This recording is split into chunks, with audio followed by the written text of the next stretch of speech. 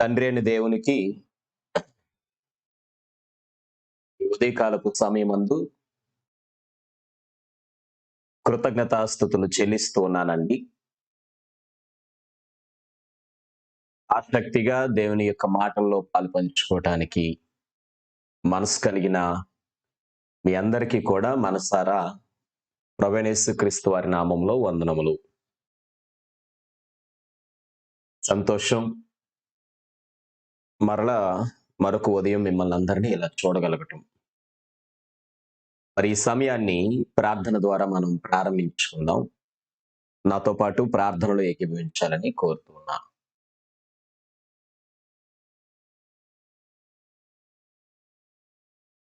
పరలోకమందున్న మా తండ్రి, పరిశుద్ధుడు అయిన మా దేవ, మీ ఘనమైన నామమునకు స్తోత్రములు. తండ్రి, మరొక ఉదయము మీ ధ్యానములో మేము ఆస్వాదించటానికి, మా జీవితాలను దేవా మేము తప్పకుండా మీకు సమర్పించుకుంటూ ముందడుగులు వేయటానికి కావలసినంత ధైర్యము అనేకమైన విషయాలలో మీరు వాక్యం ద్వారా మాకు అనుగ్రహిస్తున్నప్పుడు అలాగ నడుచుకునే భాగ్యం కూడా దయచేయమని, దేవా మిమ్మల్ని స్తుతించాలనే ఒక కోరికను మేము కలిగి ఉంటున్నప్పుడు ప్రతి ఉదయము మేము చేసే దైవ ధ్యానంలో ఈ సహాయము తప్పకుండా మాకు అనుగ్రహించమని మిమ్మల్ని వేడుకుంటూ క్రీస్తు ప్రభువారి నామములో ఈ ప్రార్థన అడిగి వేడుకొనిచూ ఉన్నాం తండ్రి. ఆమేన్.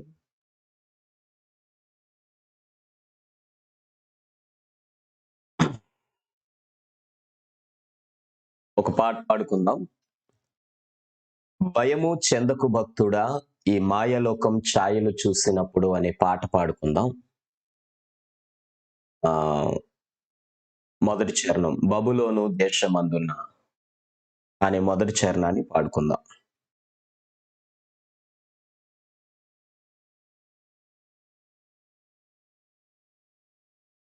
భయము చెందకు భక్తుడా, ఈ మాయాలోకం ఛాయలు చూసినప్పుడు. భయము చెందకు భక్తుడా, ఈ మాయాలోకం ఛాయలు చూసినప్పుడు. భయము చెందకు నీవు, దిగులు చెందకు నీవు. భయము చెందకు నీవు, దిగులు చెందకు నీవు. జీవమిచ్చిన యెహోవా ఉన్నాడు. ఓ భక్తుడా, ప్రాణం పెట్టిన యేసయ్యున్నాడు. జీవమిచ్చిన యెహోవా ఉన్నాడు. ఓ భక్తుడా, ప్రాణం పెట్టిన యేసయ్యున్నాడు. భయము చెందకు భక్తుడా, ఈ మాయాలోకం ఛాయలు చూసినప్పుడు. భయము చెందకు భక్తుడా, ఈ మాయాలోకం ఛాయలు చూసినప్పుడు. బబులోను దేశమందున ఆ భక్తులు ముగ్గురు బొమ్మకు మ్రొక్కనందున. బబులోను దేశమందున ఆ భక్తులు ముగ్గురు బొమ్మకు మ్రొక్కనందున. పట్టి బంధించి రాజు అగ్నిలో పడవేస్తే, పట్టి బంధించే రాజు అగ్నిలో పడవేస్తే, నాలుగో వాడు ఉండలేదా? ఓ భక్తుడా, నాలుగో వాడు ఉండలేదా? నాలుగో వాడు ఉండలేదా? ఓ భక్తుడా, నాలుగో వాడు ఉండలేదా? భయము చెందకు భక్తుడా, ఈ మాయాలోకం ఛాయలు చూసినప్పుడు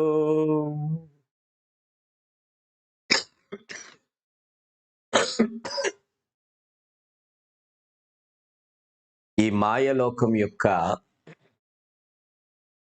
ఛాయలు చూసినప్పుడు ఏ మాత్రము భయపడవలసిన పని మనకు లేదు. కారణం ఏంటంటే ఆయన నీతో ప్రతి క్షణము ఉన్నవాడు. అది మనం నమ్మాలి. ఆ నమ్మకాన్ని నిలవబెట్టుకోవాలి. ఆ నమ్మకాన్ని నిలవబెట్టుకోవడానికి ధైర్యం కావాలి. ఆ ధైర్యం మనకి కలిగేలాగా దేవుని మాటలే విందాము. ఆ దేవుని మాటలు వినేటప్పుడు దేవుని సహాయం కొరకు ప్రార్థన చేసుకుందాం.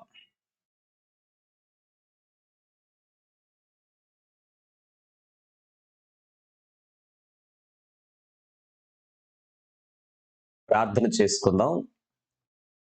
దేవుడు తన వాక్యం ద్వారా మనకి ధైర్యం కలిగించినట్లు. పరమందున్న మా తండ్రి, పరిశుద్ధుడైన మా దేవ, మీ ఘనమైన నామమునకు స్తోత్రములు. భూమి మీద మేము అనేకమైన విషయాలలో భయపడుతూ ఉన్నాము. ఆ భయపడుతున్న విషయాలలో ధైర్యం పొందడానికి మీ మాటలు వింటూ ఉండగా వాక్యపు సహాయము మాకు అనుగ్రహించమని మిమ్మల్ని వేడుకుంటూ, మాతో మీరు మాట్లాడమని బ్రతిమలాడుతూ, యేసుక్రీస్తు ప్రభువారి నామములో ఈ ప్రార్థన అడిగి వేడుకుంటున్నాం తండ్రి. ఆమేన్. క్రైస్తవులు కలిగి ఉండవలసినవి అనే అంశంలో ధైర్యము అనే భాగానికి మనం వచ్చి ఉన్నాం. ధైర్యము అనే భాగములో ఈరోజు మనము నేర్చుకుంటున్నది, భయపడు సందర్భాలలో కూడా ధైర్యం కలిగి ఉండాలి. ఇక్కడ మీరు గమనించినట్లయితే భయపడు సందర్భాలలో కూడా క్రైస్తవుడు ధైర్యం కలిగి ఉండాలి.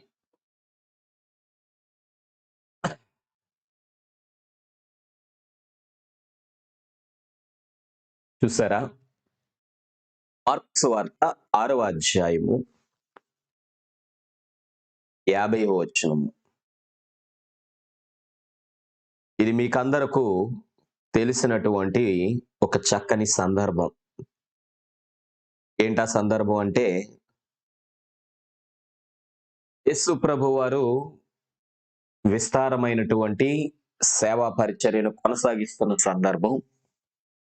ఆ సేవా పరిచర్య విస్తారంగా కొనసాగిస్తున్నప్పుడు ఒకానొక సమయంలో సాయంకాలం అయింది. సాయంకాలం అయిపోయినప్పుడు వారందరికీ భోజనాలు పెట్టి పంపించేసి, ఆ జనసమూహం అంతా పంపించిన తరువాత దోణి ఎక్కి అవతల స్థలానికి వెళ్తున్నటువంటి సమయంలో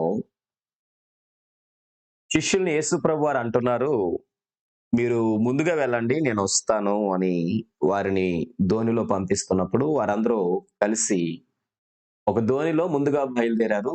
ప్రభువారు ప్రార్థన చేయడానికి కొండ మీదకి వెళ్ళి కాస్త సమయాన్ని ఒంటరిగా గడిపి, అప్పుడు ఆయన వారితో పాటు అదే సమయానికి అవతల ప్రాంతంలో ఉండటానికి సముద్రం మీద యేసు ప్రభువారు నడిచి వెళ్తూ ఉన్నారు. సముద్రం మీద యేసు ప్రభువారు నడిచి వెళ్తున్న సందర్భంలో అదే సముద్రం మీద దోణి నడిపించగలిగేంత లోతు ఉన్న ఆ సముద్రపు ప్రాంతంలో వారు దోణిలో వారు కూడా దోణిని దాటిస్తూ ఉన్నప్పుడు వారిని ప్రభువారు కలిసేటటువంటి అవకాశం ఒక చోట ఏర్పడింది. 49వ వచనం, మార్కు సువార్త 6వ అధ్యాయము 49వ వచనం చదివి 50వ వచనంలోనికి వద్దాం. ఆయన సముద్రం మీద నడుచుట వారు చూచి భూతమని తలంచి కేకలు వేసిరి.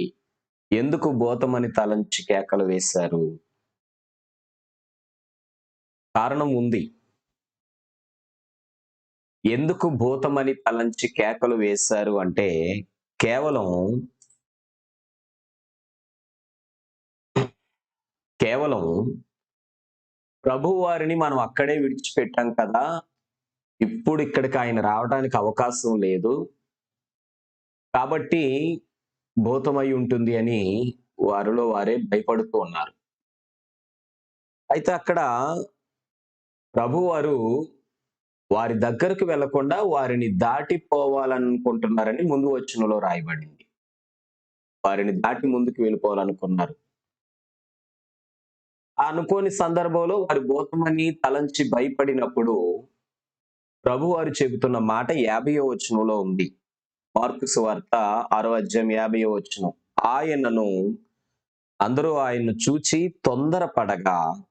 తొందరపడుతున్నారు. ఏంటి ఏదో ఆత్మ సముద్రం మీద నడుస్తూ ఉంది. తొందరపడగా వెంటనే ఆయన వారిని పలుకరించి ధైర్యము తెచ్చుకొనుడి, నేనే, భయపడకుడి అని ఆయన చెప్పిన సందర్భం మనకి ఇక్కడ కనిపిస్తుంది. భయపడు ఆయా సందర్భాలలో కూడా దయచేసి ధైర్యం తెచ్చుకోండి. ప్రభువారు ఈరోజు వాక్యము ద్వారా మనకిస్తున్న ఆత్మీయ ఆలోచన ఏంటంటే, ఈ మాటలు వింటున్న దేవుని పిల్లలారా, చాలా సందర్భాలలో మీలో మీరు భయపడుతున్నారు. దయచేసి భయము విడిచిపెట్టండి. నీకు ఎటువంటి పరిస్థితి ఎదురైనా ఆ పరిస్థితులన్నిటిలోనూ నిన్ను కాపాడగల సమర్థుడైన, నీ పరిస్థితిలో నీవు తొందరపడుతున్నా కూడా నీ వెన్నంటే ఉండి నిన్ను నడిపించువాడాయన. వారు వెళుతున్న సముద్రములో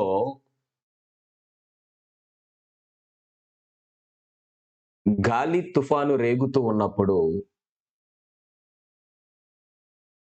నావ కొట్టబడిన సందర్భాలలో కూడా వారితోనే ఉండి కాపాడిన ప్రభువు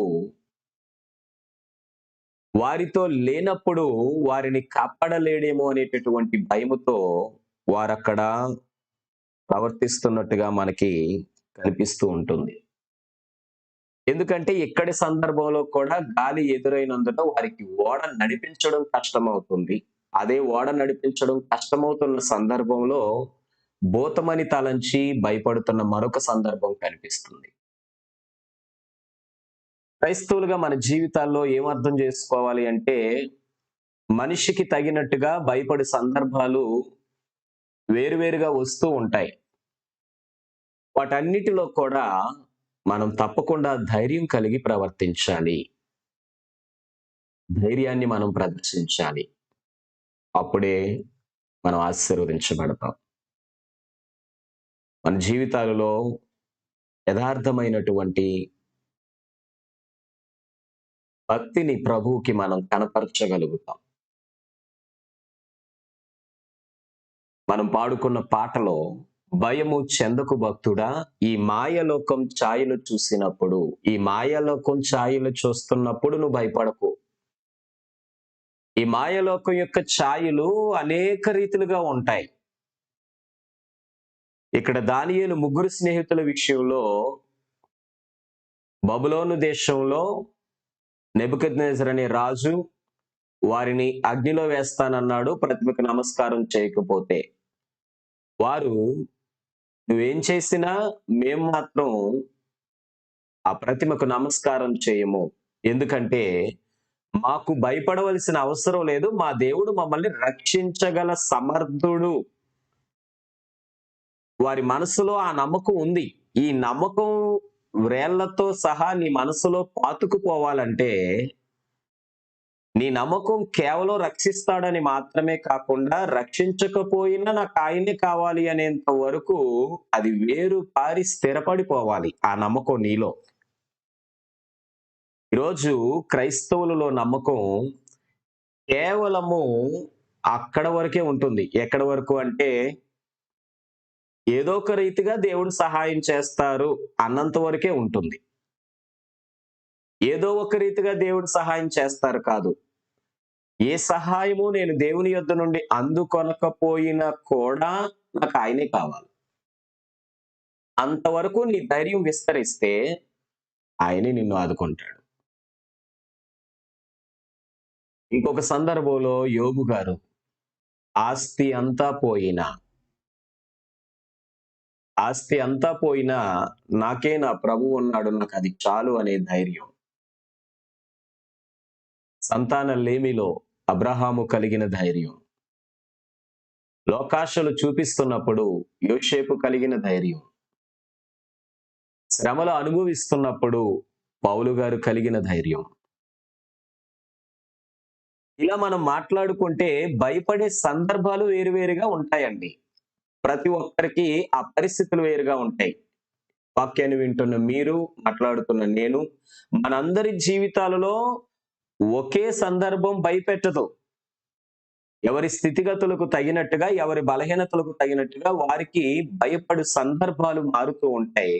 భయపడే ఆయా సందర్భాలన్నిటిలో కూడా నువ్వు ఒకటే మాట జ్ఞాపకం చేసుకో. ధైర్యముగా ఉండుడి, భయపడకుడి.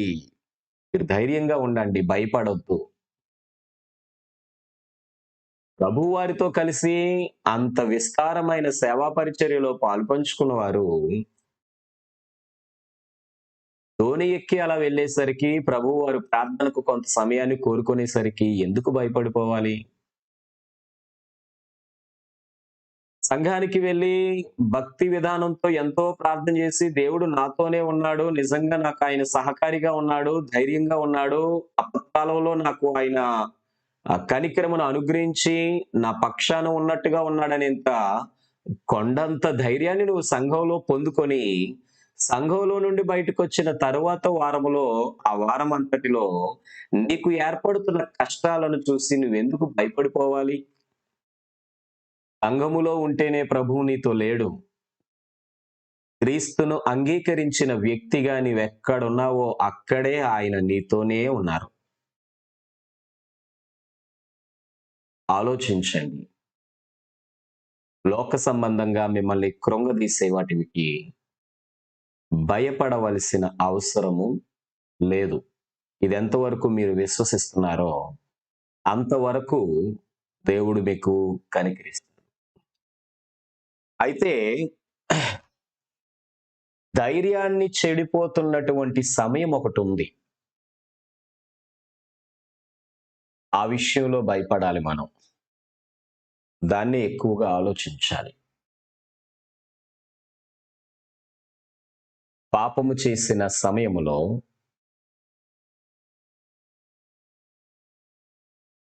నేను పాపం చేశాను అన్నప్పుడు దేవునికి భయపడు. ఆ క్షణాన ఖచ్చితంగా నీ ధైర్యం చెడిపోతూ ఉంటుంది. ఆ క్షణాన ఖచ్చితంగా నీ ధైర్యం చెడిపోతూ ఉంటుంది. అప్పుడు ఇంకెలా మిగతా భయపడే సందర్భాల్లో నువ్వు ధైర్యంగా ఉండగలవు? ఈరోజు నేను ప్రార్థన చేసేటప్పుడు పాపం చేసిన వాడిగా, పాపం చేసిన దానిగా నేనున్నప్పుడు ధైర్యం చెడిపోతూ ఉంటది ప్రార్థించటానికి. అక్కడ ధైర్యం చెడిపోయినప్పుడు ఇక్కడ భయపడు సందర్భాలలో ధైర్యాన్ని కొనసాగించలేరు. దీన్ని మీరు నేను మనందరం మనసున శ్రద్ధగా పెట్టగలిగినట్లయితే, నేను లోకానికి భయపడటానికి కారణం ఇదిగో నా ఆత్మలో నేను సిద్ధపడి లేకపోవటం అని చాలా వివరంగా, నేరుగా మనకు అర్థమవుతుంది. నేను లోకానికి భయపడటానికి కారణం ఒక్కటే. నేను ఆత్మలో సిద్ధముగా, స్థిరముగా లేను గనుక పాపమనే చీకటిని కలిగి ఉన్నప్పుడు నేను భయపడతాను. లోకమనే చీకటికి భయపడాల్సిన పని లేదు. అది కేవలం ఆహ్, ప్రభువు ఏర్పాటు చేసిన సృష్టిలో ఒక భాగం మాత్రమే. కానీ ఈరోజు క్రైస్తవుడు భయపడవలసిన దానికి భయపడటం మాని, భయపడకూడని దానికి భయపడుతూ ఉన్నాడు. ఇక్కడ సందర్భము వేరే కానీ, ఈ రెండింటిని ఒకే చోట మీకు జ్ఞాపకం చేయాలని నేను భావిస్తూ ఉన్నాను. ఏమిటంటే చూడండి మరొక్కసారి ఆ స్క్రీన్ చూడండి. బ్రదర్ స్క్రీన్ చూడమంటారేంటి? చూస్తూనే ఉన్నాం కదా అనుకుంటారు. కొందరు చూస్తారు, కొందరు అలా వింటూ అనుకోకుండా వారి శారీరక బడలికను బట్టి నిద్రలోకి వెళ్ళిపోతూ ఉంటారు. భయపడు సందర్భాలలో కూడా భయపడే సందర్భాలకు తరువాత ఇక్కడ మనం చూస్తున్నటువంటి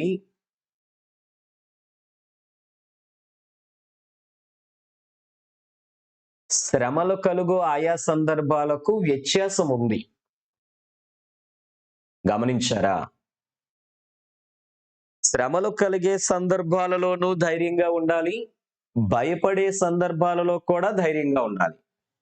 శ్రమలు కలిగినప్పుడే కదండీ భయపడతాం.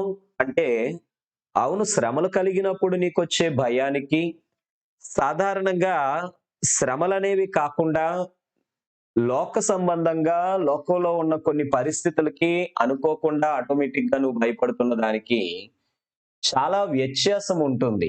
అది మనం గమనించలేని వారు ఇంకా క్రైస్తవుల్లో చాలా మంది ఉన్నారు ఇప్పటికి కూడా.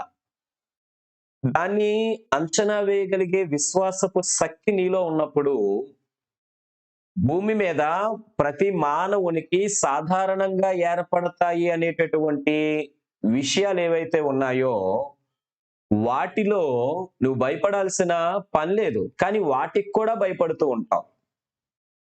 నువ్వు పుట్టావు, పెరిగావు, పెరుగుతున్నప్పుడు కష్టపడాలి. అది ఉద్యోగమో, ఇంకొకటో కష్టపడాలి.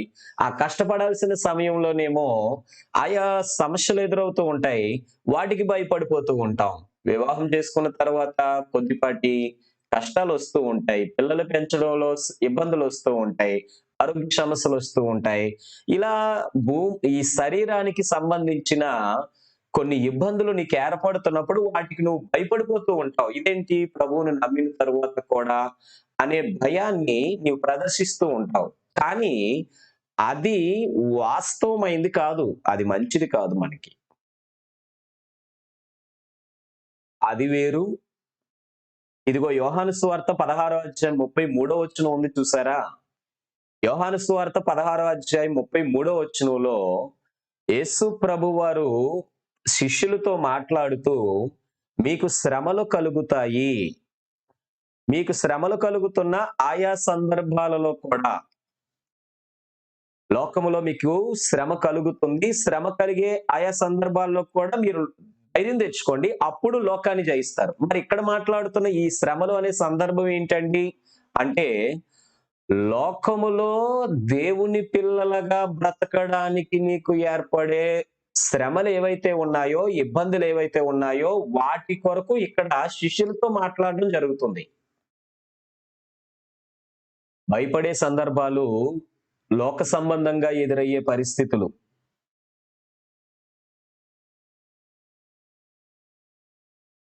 భయపడే సందర్భాలు లోక సంబంధంగా క్రైస్తవుడు కానివారు ఇలా అలా ఎవరైనా మనుష్యులనే వారందరికీ ఏర్పడే సందర్భాలు.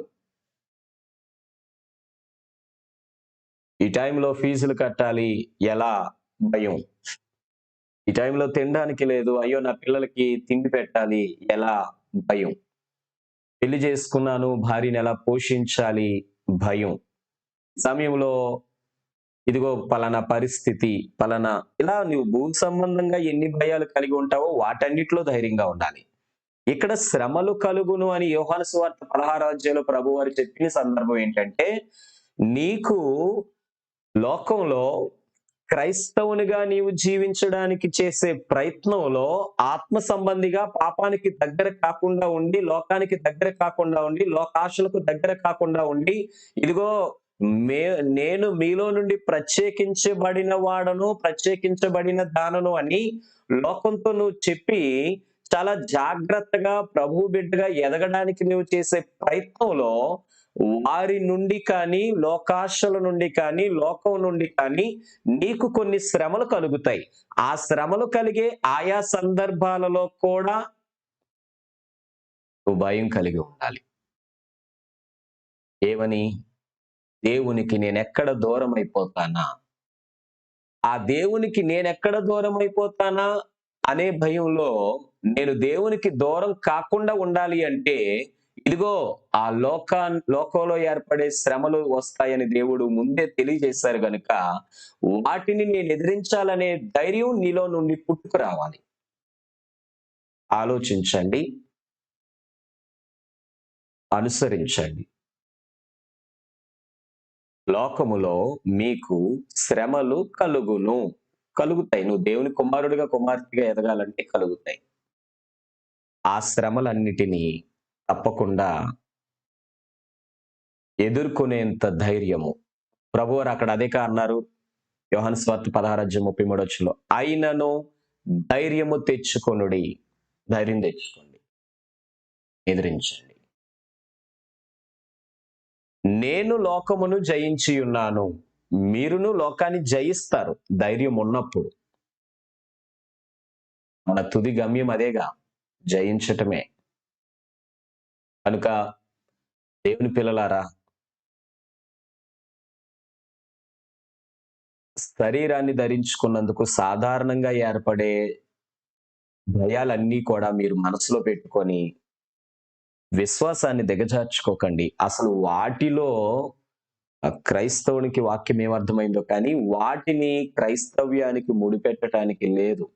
ఈరోజు చాలా మంది క్రైస్తవ్యంలో వెనకబడిపోతుంటే దేవుడు నాకు ఏం మేలు చేశాడు అని దేవుణ్ణి వదిలేస్తూ ఉంటే చాలా దుఃఖకరమైన వేదన కలుగుతుంది. ఎందుకు అంటే ఈయన ఏం నేర్చుకున్నావు ఇన్నాళ్ళు ప్రభు దగ్గర? ఏంటి ఈ వాక్యాలు చదవట్లేదా? లోకంలో మీకు శ్రమలు కలుగుతాయి.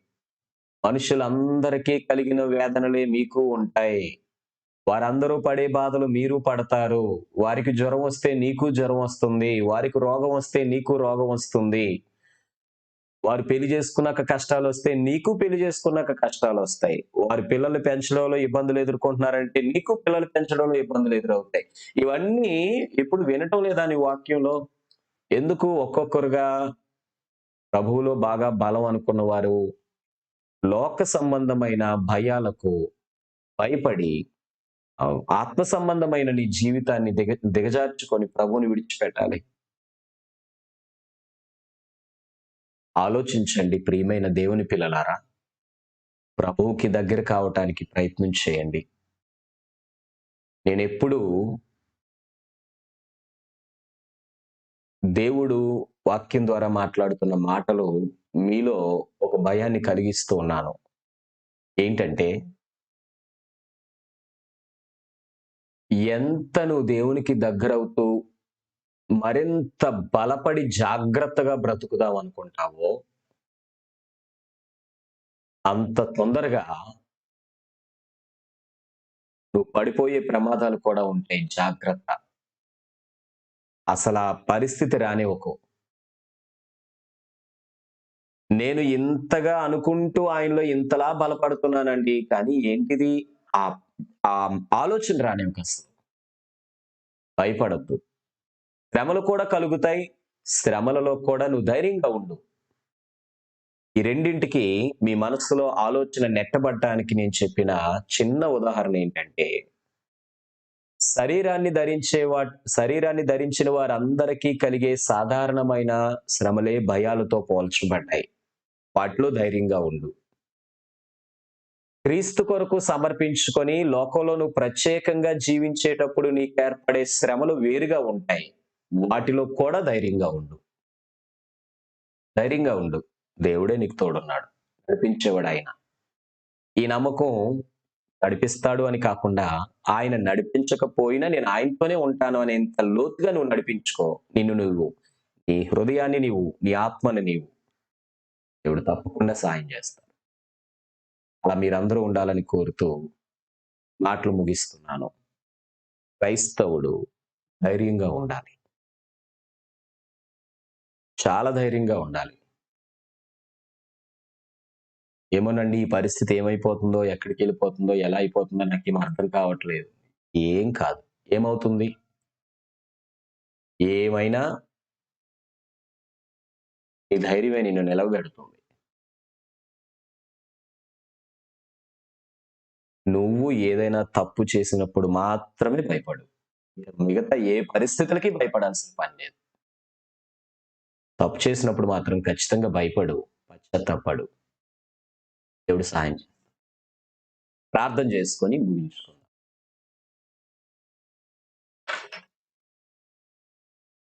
ప్రేమ కలిగిన మా తండ్రి, పరిశుద్ధుడు అయిన మా దేవ, ఈ ఘనమైన నామమునకు స్తోత్రం.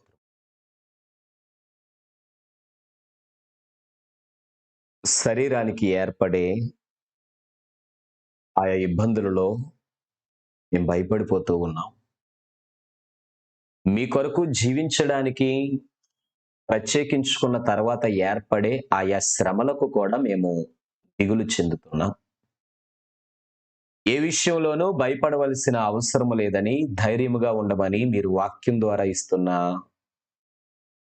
ఆలోచనలు మమ్మల్ని ఈరోజు బలపరుస్తూ ఉన్నాయి. తండ్రి, ఈరోజు మీరిచ్చిన ఆత్మీయ ఆలోచనలో తప్పకుండా మరి ఎక్కువగా మీపైనే ఆధారపడి మీ కొరకే జీవిస్తూ ఆ జీవితాన్ని మీకు సమర్పించుకుంటామని తెలియచేస్తూ క్రీస్తు ప్రభు వారి నామములో ఈ ప్రార్థన అడిగి వేడుకొనిచున్నాం తండ్రి. ఆమేన్.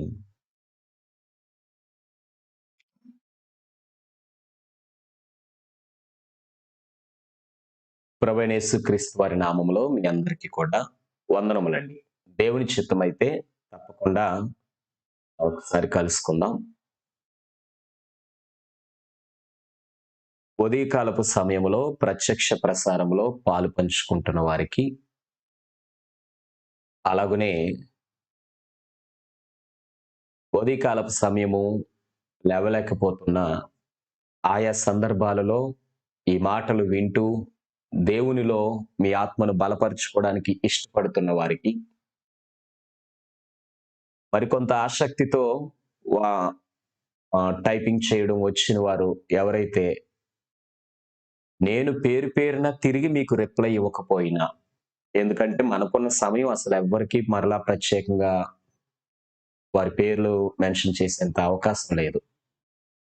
కాబట్టి నేను పేరు పేరున రిప్లై ఇవ్వకపోయినా మీరు చాలా చక్కగా ఒకరికొకరు విష్ చేసుకుంటూ ఎవ్రీడే సోదరు సోదరిమణులందరితో కలుస్తూ అందరికీ వందనాలు చెప్పుకుంటూ కామెంట్స్ పెడుతున్న వారందరికీ, ఇలా ఆత్మీయ సహవాసంలో పాలు పంచుకుంటున్న ప్రతి ఒక్కరికి మా హృదయపూర్వక వందనములు. దేవుని కరుణ కటాక్షములు భయపడకుండా మీరుండులాగున, శ్రమలలో మీరు చిక్కుకుపోయిన సందర్భాలలో మీకు తోడై ఉండునుగాక.